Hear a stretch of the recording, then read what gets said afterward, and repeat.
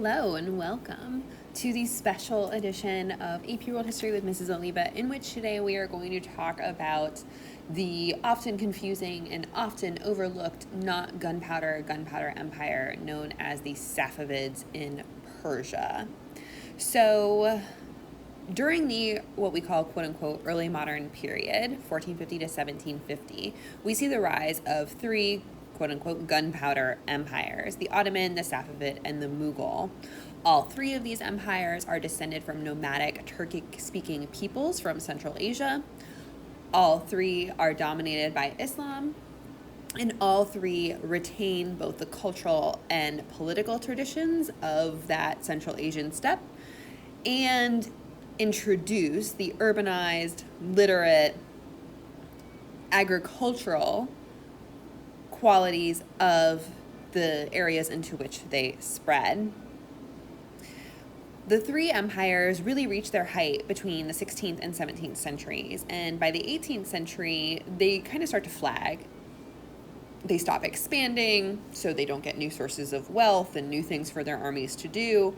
They also start fighting pointless and expensive wars between the three of them, and we start to see the rise of increasing inter-Islamic conflict, particularly from the influence of the conservative priesthood, or the conservative clerics, known as the ulama, that sprout from anti-syncretic movements in Islam.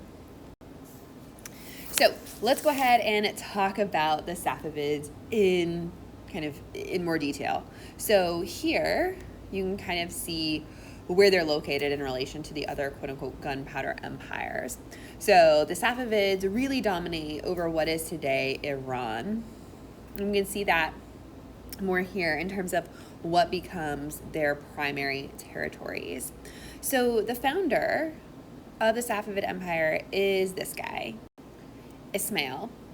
Ismail is descended from a pretty important political family at the southern tip of the Caspian Sea. So he's from this region right here.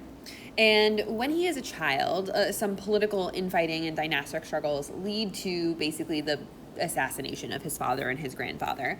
And he is taken captive for a while, and he's actually able to escape. And he escapes at the age of 12, and when he is 14, so 2 years later in 1501, he is able to unite all of the kind of Turkic tribes in the region, and he's able to unite them under the particular branch of Shia Islam that his family followed. So his family, even amongst the region that they're from, is pretty unique in that they follow what's called Twelver Shi'ism. In Twelver Shi'ism, they believe that there had been 12 infallible, so perfect imams, right? Imams are religious leaders in Islam who followed after Muhammad. They are descended from Ali, who is Muhammad's son-in-law. The 12th of which, this guy here, had gone into hiding, and they believed he goes into hiding in supposedly 874. And he does that to escape Sunni persecution. They believe that he will one day return to take power and to spread the true religion. So he really, this 12th imam, is this messianic, that's spelled wrong, messianic figure, and he will come to be known as the title, the Mahdi. And so what Ismail, right, our friend Ismail, here he is, what they are able to do is he's able to basically present himself as the Mahdi. And so he unites his people in 1501, and he's able to go into the region. Let me see if I can erase this here. He's able to go into the region of Tabriz, and he is able to conquer Tabriz. And from 1501 to 1510, he conquers all of this. So he definitely has a huge military following. He launches expeditions all the way up into the Caucasus, into Anatolia, so a direct threat to the Ottoman Empire, into Mesopotamia, and up into Central Asia. So not only is Ismail presenting himself as this messianic 12th imam, he is also tracing his ancestry back to a famous Sufi. So if you'll remember, Sufis are these mystical Muslim almost saints. And he's able to trace his lineage back to a pretty famous one whose name is Safi al-Din. And Safi al-Din, it has this huge shrine in a city called Ardabil. And Ardabil is where Ismail is from. So here you can see the interior of the shrine that still is there for Safi al-Din, and here you can see the exterior, right? So he's definitely a big deal, and he has a super famous tomb, a super famous shrine, and this becomes the home of Ismail. So he's able to like create this cult of personality amongst himself that really helps to spread his notoriety and his fame. So the thing about Ismail is that as he conquers, he really starts to militantly and intolerantly force conversion to this 12er Shiism. He does not accept any other forms of Islam. And so what we start to see is a pretty diverse region across Persia, across the Iranian plateau, that becomes more and more increasingly dominated by Shia Islam. The other thing that I want to talk about is how he actually blends even more things, right? I talked about how he blended this idea of this messianic Mahdi figure with tying his ancestry back to a saint.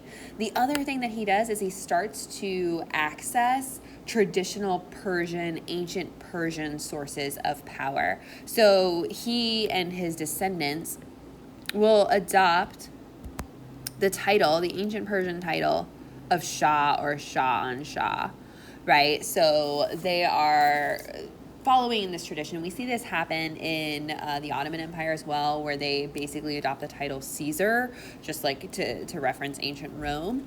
But that's something that they do, right? That he finds very important in order to support his own rule.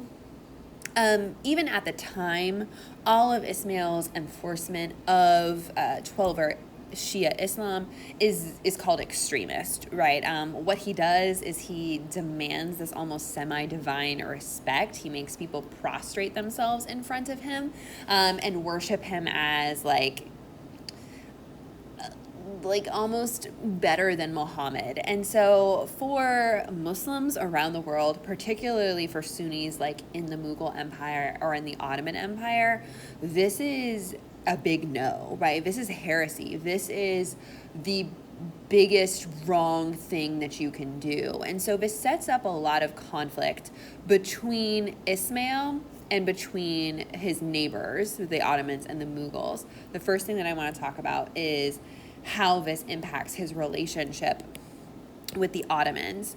So in 1514, he is going to face his biggest challenge. And his biggest challenge happens when he takes on the Ottoman Empire at the Battle of Calderon. And so remember, this happens in 1514. So his biggest expansion is from 1501 to 1510.